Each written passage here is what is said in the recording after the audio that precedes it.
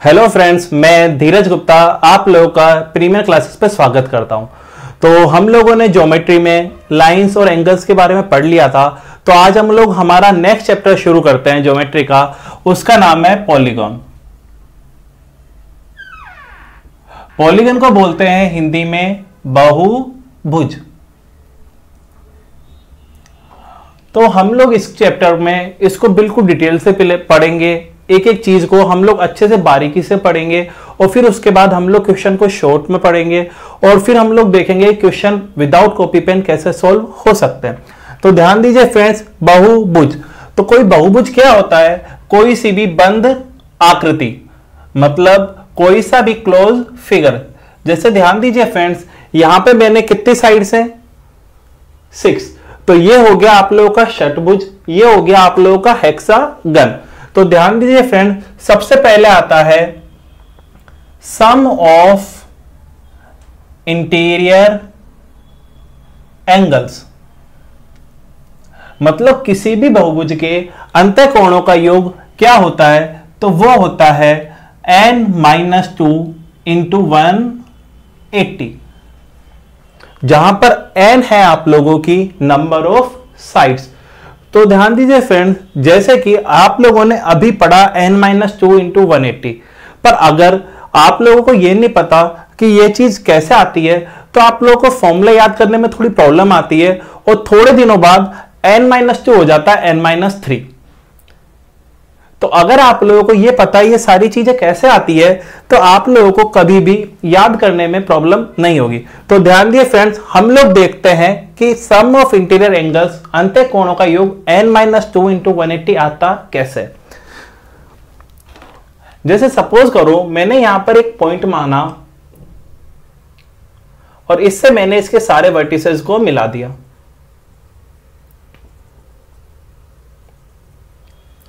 ठीक है फ्रेंड्स, तो जैसे ही मैंने आपको मिलाया कितने ट्राइंगल बन चुके हैं? 1 2 3 4 5 6।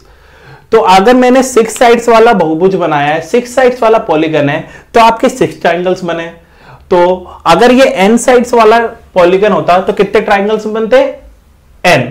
और आप लोग के एक ट्राइंगल के सम ऑफ इंटीरियर एंगल्स कितना होता है? 180। तो n ट्राइंगल्स के अंतःकोणों का योग हो जाएगा आप लोगों का n × 180। पर ध्यान दीजिए फ्रेंड्स, जैसे त्रिभुज की हम लोग बात कर रहे हैं तो n × 180 में देखो कौन कौन से एंगल आ गए।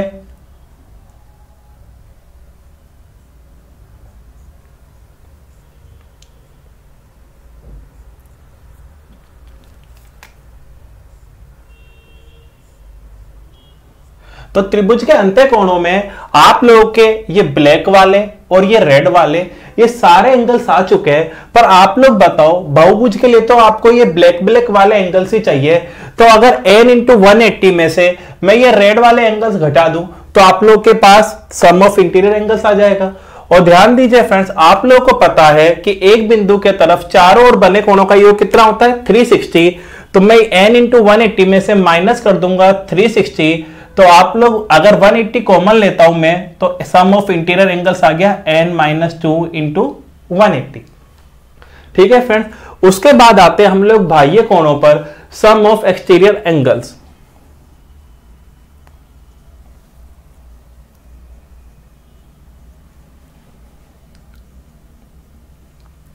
तो ध्यान दीजिए फ्रेंड्स, कितना भी बड़ा पॉलीगन हो उसके एक्सटीरियर एंगल्स का सम बाह्य कोणों का योग होगा 360 डिग्री। जैसे बाह्य कोण पहले होते क्या है हम लोग वो समझते हैं, उसके बाद इस सवाल को करेंगे हम लोग।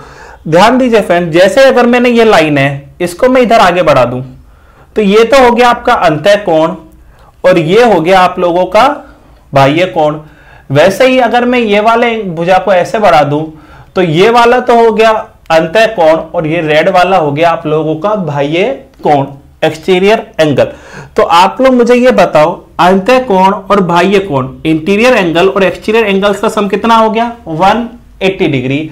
तो आप लोग बताओ, ऐसे ही अगर n साइड्स वाला पॉलीगन है तो ऐसे इंटीरियर और एक्सटीरियर एंगल्स के कितने पेयर बनेंगे?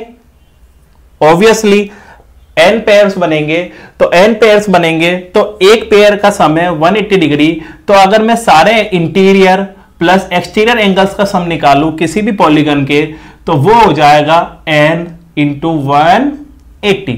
और इंटीरियर एंगल्स का सम अभी अभी हम लोगों ने निकाला है, क्या होता है n माइनस 2 इंटू 180। तो एक्सटीरियर एंगल्स का सम जोड़ दूंगा मैं तो कितना आ जाएगा n इंटू 180। तो n इंटू 180 से n इंटू 180 गया, एक्सटीरियर एंगल्स का सम कितना आ गया 360 डिग्री।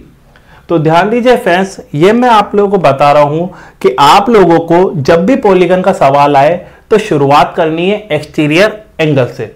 अगर आप लोग एक्सटीरियर एंगल से शुरू करते हैं तो आप लोगों की कैलकुलेशन काफी इजी हो जाती है और सवाल चुटकियों में सॉल्व हो जाता है। तो इसके बाद हम लोग पढ़ते हैं रेगुलर पॉलीगन के बारे में।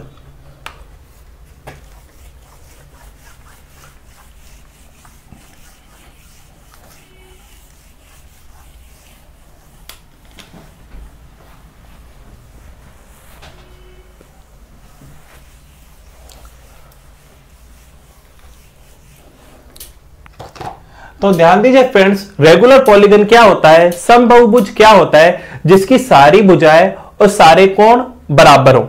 जैसे अगर मैंने कोई, जैसे ये हेक्सागन बोला, कोई षटभुज बोला, मैंने बोला ये रेगुलर पॉलीगन है, इसका मतलब ये वाली भुजाएं बराबर है और ये सारे कोण भी आपस में बराबर है। अब आप लोग मुझे बताओ, अगर सारे कोण बराबर है तो बताओ सारे बाह्य कोण भी बराबर होंगे क्या? ठीक है फ्रेंड्स। तो अब जैसे आप लोग सवाल ओरली सॉल्व कैसे करोगे, तो वो उसके लिए मैं आप लोगों को बताता हूं। अगर कोई आप लोगों से पूछे कि एक षटभुज के अंतःकोण का एक अंतःकोण की वैल्यू क्या होती है, तो अगर आप बेसिक से जाओगे तो आप कैसे करोगे? सारे कोणों का योग होता है n माइनस 2 इंटू 180। तो एक अंतःकोण की वैल्यू क्या होगी, इसमें मैं n का भाग दे दूं, क्योंकि जब n एंगल्स का सम है n माइनस 2 इंटू 180, तो बताओ एक एंगल की वैल्यू क्या होगी, n का भाग दे दिया। तो जब n इज इक्वल टू 6 है तो ये कितना हो जाएगा 4 इंटू 180 बाई 6। तो आपका आंसर कितना आ गया 120 डिग्री। पर जैसा कि मैंने आपको बताया कि एक रेगुलर हेक्सागन है, सम षटभुज है, तो आप लोग बताओ 6 बाह्य कोण होंगे क्या? और जैसे ही 6 बाह्य कोण हुए, आप लोग बताओ सारे बाह्य कोणों का योग है 360, तो एक बाह्य कोण की वैल्यू हो गई 60 डिग्री। और जैसे ही बाह्य कोण 60 डिग्री आया, आपका अंतःकोण 120 डिग्री आ गया क्या? जैसे कि अब हम लोग करते हैं अष्टभुज के बारे में, अठभुज के बारे में, ऑक्टाहेड्रल के बारे में। जैसे आप मुझे बताओ 8 बाह्य कोण है, तो आप लोग बताओ सारे बाह्य कोणों का योग 360 डिग्री, तो बताओ एक बाह्य कोण कितना हो गया 360 बाई 8 45 डिग्री। और जैसे बाह्य कोण 45 डिग्री है, अंतःकोण कितना हो गया 135 डिग्री, क्योंकि आप लोग को पता है अंतःकोण और बाह्य कोणों का योग कितना होता है 180 डिग्री। जैसे मैं आपसे बोलूं कोई 12 भुजाओं वाला 12 साइड्स वाला रेगुलर पॉलीगन है, समबाहुभुज है, तो आप लोग बताओ 12 बाह्य कोण होंगे, सारे बाह्य कोणों का योग 360 डिग्री, तो एक बाह्य कोण कितना हो गया 360 बाई 12 इक्वल टू 30 डिग्री। तो इंटीरियर एंगल कितना हो गया 180 माइनस 30 150 डिग्री। तो अगर आप लोग सवाल बाह्य कोणों पे लेके आते हैं तो आप लोगों का जो क्वेश्चन है वो काफी शॉर्ट हो जाता है। तो इसके ऊपर हम लोग कुछ सवाल करते हैं, पर उससे पहले हम लोग जानते हैं, जैसे आप लोग मुझे ये बताओ सम ऑफ इंटीरियर एंगल्स क्या था, n माइनस 2 इंटू 180, और सम ऑफ एक्सटीरियर एंगल्स क्या था 360 डिग्री। तो अगर मैं इंटीरियर और एक्सटीरियर एंगल का रेशियो निकालूं तो ध्यान दो, देखो क्या आएगा n minus 2 into 180 by 360 degree. तो ये हो गया आप लोगों का इंटीरियर और एक्सटीरियर एंगल्स का रेशियो। तो ध्यान दीजिए 180 से 360 2 टाइम कटेगा, तो ध्यान दो आप लोगों के पास आ गया n माइनस 2 बाई 2, ये हो गया इंटीरियर और एक्सटीरियर एंगल का रेशियो। पर जो ये सारी बातें ये केवल रेगुलर पॉलीगन के लिए, ठीक है। अब जैसे आप लोग इस सवाल को कैसे करोगे, सवाल में कैसे करोगे वो मैं आप लोगों को बताता हूं। जैसे आप लोगों को बोल दिया इंटीरियर एंगल्स और एक्सटीरियर एंगल्स का रेशियो है 2/1, तो आप लोग को बताना है कि इस पॉलीगन में कितनी साइड्स है। तो आप बताओ 2/1 की वैल्यू कितनी हो गई n माइनस 2/2। तो जैसे मैं आप लोगों को बता रहा हूं, आप लोग बताओ 1 की वैल्यू 2 है, तो बताओ 2 की वैल्यू 4 होनी चाहिए क्या?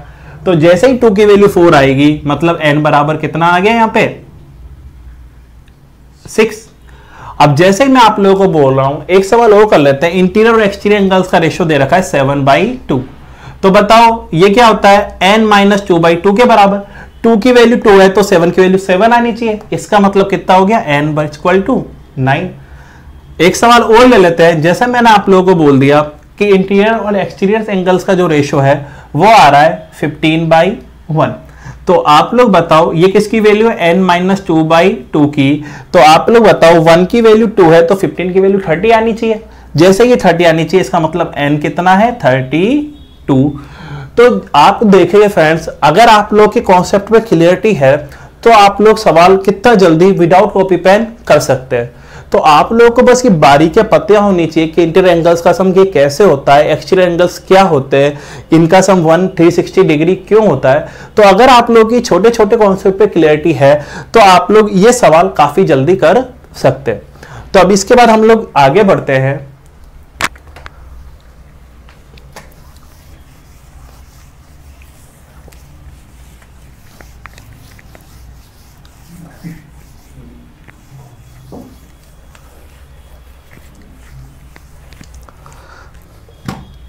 जैसे किसी भी पॉलीगन में बहुभुज में नंबर ऑफ डायगोनल्स,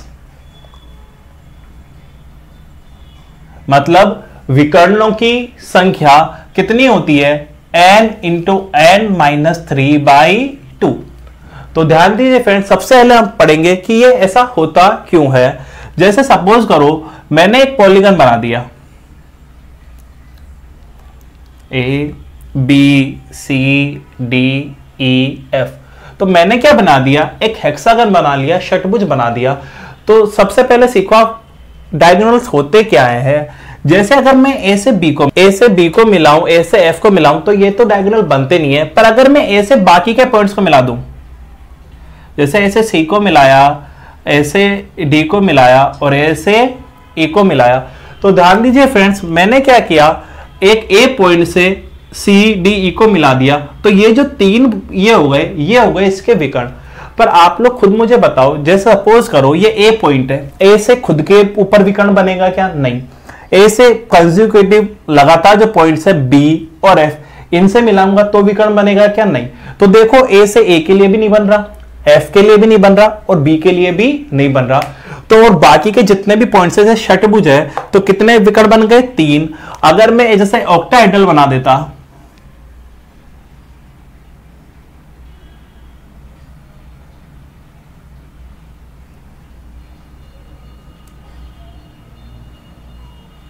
तो ध्यान दीजिए फ्रेंड्स, विकर्ण कैसे होते, इस वाले पॉइंट से इसको मिला दिया, इस वाले पॉइंट से इसको मिला दिया, इसको मिला दिया, इसको मिला दिया, इसको मिला दिया। तो ध्यान दीजिए फ्रेंड्स, कभी भी किसी भी पॉइंट से 3 पॉइंटों के लिए, जैसे ये वाला पॉइंट, इस वाला पॉइंट और ये वाला पॉइंट, इसके लिए तो विकर्ण बनेंगे नहीं, पर बाकी के सारे पॉइंट्स के लिए बनेंगे। तो जैसे किसी पॉलीगन में n पॉइंट्स हैं, तो एक पॉइंट से कितने विकर्ण जाएंगे, n - 3। तो ऐसे कितने पॉइंट्स हैं, n पॉइंट्स हैं, तो कितने विकर्ण हो गए, कितने डायगोनल्स हो गए, n × n - 3। पर आप लोगों को लग रहा होगा कि ये दो कैसा आया। अब आप लोग मुझे बताओ, जैसे ये A से विकर्ण निकला आपने AC, तो यही वाला विकर्ण आपने C के लिए भी काउंट कर लिया क्या।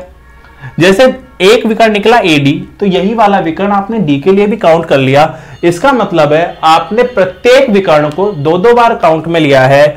तो इसके लिए हम एक्चुअल नंबर ऑफ विकर्ण करने के लिए क्या कर लेंगे, इसमें 2 का भाग दे देंगे, तो n × n - 3/2। ठीक है फ्रेंड।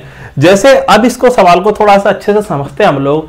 जैसे आप लोगों को बोल दिया गया कि किसी भी पॉलीगन के अंदर नंबर ऑफ डायगोनल्स है 65, तो आपको नंबर ऑफ साइड्स बतानी है, आपको नंबर ऑफ साइड्स बतानी है। तो ध्यान दीजिए, इस सवाल को हम लोग कैसे करेंगे।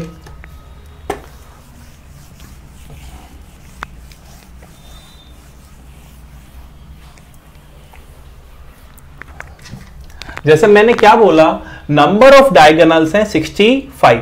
तो ध्यान दीजिए फ्रेंड्स, n × n - 3/2 = कितना हो गया, 65। तो n × n - 3 बराबर कितना हो गया, 130। तो बताओ, अब एक तरीका है, या तो इस इक्वेशन को सोल्व करो आप लोग, क्वाड्रेटिक बनेगी, और यहां से आप लोग इसको सॉल्व करने पर आप लोगों के पास n की वैल्यू आ जाएगी। पर आप लोग ध्यान दो, n परफेक्ट नंबर है तो n इंटू n माइनस 3 की वैल्यू कितनी है 130। तो मैं 130 के वो फैक्टर देख लूंगा जिनमें 3 का डिफरेंस है।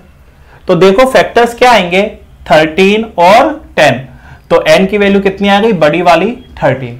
जैसे इस सवाल को थोड़ा और अच्छे से करते हैं, मैंने आप लोगों को दे दिया नंबर ऑफ डायगोनल है 27। तो कितना हो गया n into n minus 3 by 2। तो इसकी वैल्यू कितनी हो गई 27। तो n इंटू n माइनस 3 बराबर कितना हो गया 54। तो 54 के मैं ऐसे फैक्टर देखूंगा जिनमें 3 का डिफरेंस है। तो हम लोगों को क्या मिलेगा 9 एंड 6।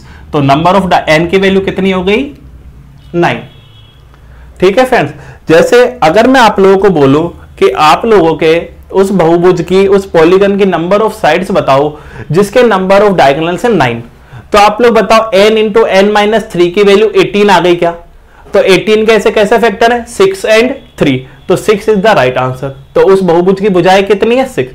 तो अगर आप लोगों की कॉन्सेप्ट पे थोड़ी सी कमांड है तो ध्यान दीजिए फ्रेंड्स, सवाल करने के लिए ये कैलकुलेशन करने की जरूरत नहीं है। जैसे मैंने आप लोगों को बोला कि आप लोगों के नंबर ऑफ डायगोनल्स है 20, तो आपको उसकी साइड्स बतानी है। तो आप लोग खुद ही सोल्व करने की कोशिश कीजिए। n इंटू n माइनस 3 की वैल्यू 40 और 40 8 इंटू 5 होता है क्या 3 का डिफरेंस। तो n इक्वल टू कितना आ गया 8।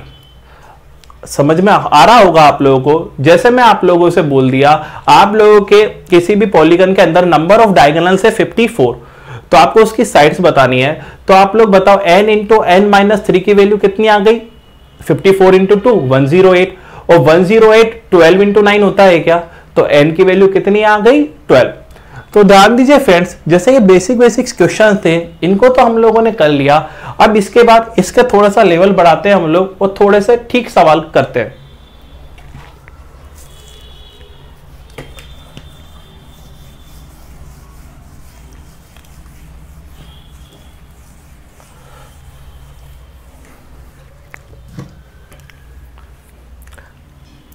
ठीक है फ्रेंड्स, जैसे आप लोगों को बोल दिया कि कोई ऑक्टाहेड्रल है, कोई ऑक्टाहेड्रल है, अष्टभुज है, उसके अंदर कोई एक कोण है, एक एंगल की वैल्यू है। जैसे कोण 1 इक्वल टू दे रखा है आपको 170 डिग्री और आपको बाकी के सारे कोण बराबर दे रखे हैं, मतलब कोण 2 इक्वल टू कोण 3 इक्वल टू कोण 4 इक्वल टू अप टू कोण 8। तो आपसे वैल्यू पूछिए कि बाकी के प्रत्येक कोण की वैल्यू कितनी होगी। तो इस सवाल को हम लोग कैसे करेंगे, जैसे अष्टभुज है, ऑक्टाहेड्रल है, तो बताओ सारे कोणों का योग कितना होगा। जैसे n माइनस 2 इंटू 180, तो n की वैल्यू है 8। तो जैसे ये 6 इंटू 180 है तो कितना आ गया 1080 और इसके सारे कोणों का योग कितना हो गया कोण 1 प्लस कोण 2 अप टू कोण 8। तो ध्यान दीजिए फ्रेंड्स, कोण 1 है आप लोगों का 170 डिग्री और कोण 2 कोण 3 सारे बराबर है। जैसे 7 एंगल्स है तो इसको मैंने लिख लिया 7 थीटा और इसकी वैल्यू आ गई 1080। तो ध्यान दीजिए फ्रेंड्स, 7 थीटा इक्वल टू आ गया 1080 में से मैं 170 घटाऊंगा तो आप लोगों के पास क्या आएगा 910। तो आपके पास थीटा की वैल्यू कितनी आ गई 130 डिग्री। तो जैसा कि मैंने आप लोगों को बताया, आप लोग सवाल ऐसे करोगे तो it will take a lot of time. आप लोगों को क्या करना है, मैंने आपको पहले भी समझाया कि आपकी कैलकुलेशन फास्टेस्ट होनी चाहिए और कॉन्सेप्ट की अंडरस्टैंडिंग फास्टेस्ट होनी चाहिए। ऐसे तो सारे एक्सपीरियंस करेंगे आप लोगों के, पर उन लोगों से आप आगे कैसे निकल सकते हो इस बात पे ध्यान दो। जैसे आपको दे रखा है कोण 1 इक्वल टू 170 डिग्री, मैं आप लोगों को क्या बोलता हूं कि जैसे ही आप लोग मुझे बताओ अगर ये समअष्टभुज होता, रेगुलर पॉलीगन होता, तो आप बताओ इसके सारे बाह्य कोणों का सारे बाह्य कोण कितने कितने डिग्री के होते 360/8 45 डिग्री। तो अंतः कोण कितने डिग्री का होता 135 डिग्री का। अब आप लोग मुझे बताओ जैसे मैं सारे कोण कितने डिग्री के होते हैं 135 135 135 135 ऐसा। और आप लोग बताओ ये सारे कोण, एक कोण में आप लोगों को देख रहा है 170, समझने की कोशिश करो। अब जैसे ये वाला एंगल है, ये वाला एक एंगल ही यहां से 35 प्लस हो चुका है, तो आप लोग बताओ बाकी के जो 7 कोण है वो 35 कम होंगे क्या? जैसे 7 कोण मिलकर 35 कम हो रहे हैं, मतलब एक कोण कितना डिग्री कम होगा? 5 डिग्री। तो 135 माइनस 5, आंसर कितना आ गया? 130 डिग्री। आई होप आप लोगों को समझ में आया होगा। जैसे मैं आपसे बोल देता हूं, एक रेगुलर हेक्सागन है, एक हेक्सागन है जिसका एक कोण दे रखा है आप लोगों को 90 डिग्री और बाकी के 5 कोण बराबर हैं। तो आप लोगों को इस कोण की वैल्यू बतानी है बाकी के कोणों की। तो आप लोगों को पता है जैसे कोई रेगुलर हेक्सागन है तो प्रत्येक अंत्य कोण कितने डिग्री का होता है? 120 डिग्री का। अब आप मुझे बताओ, ये एक कोण 90 डिग्री है तो ये कोण 30 डिग्री छोटा है क्या? तो बाकी के कोण 30 डिग्री बड़ा होंगे, मतलब 5 कोण मिलकर 30 डिग्री बढ़ाएंगे तो एक कोण कितने डिग्री बढ़ाएगा? 6 डिग्री। तो थीटा बराबर हो गया 120 प्लस 6, 126 डिग्री। तो अगर आप लोगों को इस वीडियो में ये चीज समझ में आ गई, अगर समझ में नहीं आ रही है तो प्लीज इस वीडियो को दोबारा देखिए, बार बार देखिए और समझने की कोशिश कीजिए। अगर आप लोगों को ये चीजें इस लेवल पर क्लियर है तो फिर आप लोगों को जो टाइम होगा वो काफी ज्यादा बच जाएगा और आप लोगों की एक्यूरेसी काफी अच्छी आएगी। तो ये था हमारा पॉलीगन का पहला पार्ट। तो पहले पार्ट में हम लोगों ने बेसिक पढ़े और कुछ छोटे मोटे सवाल किए। तो आप लोग इस वीडियो को देखिए, फिर कल मैं नेक्स्ट वीडियो जो डालूंगा उसमें पॉलीगन पे इसी के ऊपर जो थोड़े बहुत ठीक ठाक सवाल बनते हैं उन्हें करवाऊंगा। फिर पॉलीगन का जो एडवांस लेवल है जिसमें पॉलीगन का एरिया निकालना होगा, पॉलीगन की सर्कम रेडियस परित्रिज्या निकालनी होगी, इन रेडियस अंत्य त्रिज्या निकालनी होगी, उन कॉन्सेप्ट पे हम लोग बात करेंगे और उनके ऊपर कुछ सवाल करेंगे। तो आज के लिए इतना ही। Thank you.